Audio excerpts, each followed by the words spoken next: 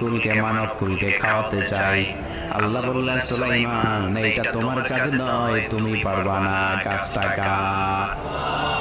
আমি রিজিক দেই। সেদিন সুলাইমান বললেন লেট মি ট্রাই, আমাকে একটু চেষ্টা করার তৌফিক দেন, আমি একটু করি, দেখি না পারি কিনা। আল্লাহ রাজি হয় না, সুলাইমান নবীও ছাড়ে না, বেজাল আছে না নাই? সুলাইমান আলাইহিস সালামের জোরাজুরিতে আল্লাহ রাজি হলেন। সেদিন সুলাইমানের অনুসারী ছিল জিনেরা, জিনেরা আবার ওনার কথা শুনতো। উনি জিনদের নিয়ে গোল টেবিল বৈঠক করলেন আর বলল সাগরের তীরে বিশাল বড় বড় ডেগের মধ্যে রান্না করো, আফ্রিকার গরুগুলোকে ফ্রাই করো, তেমি মাছগুলোকে ভুনা করো, খাসিগুলোকে রেজালা করো, পোলাও করো, খিচুড়ি করো, বিরিয়ানি করো, সব ধরনের খাবার জমা করো। অমুক অমুক দিন দুপুর বেলায় আমি সাইয়েদনা সুলাইমান আলাইহিস সালাম গোটা বিশ্বের সবাইকে দুপুরের খাবার খাওয়াবো। জিনেরা বড় বড় পাতিলে রান্না করা শুরু করে দিল। রাতে রাতে সাগরের তীরে 40 কিলোমিটার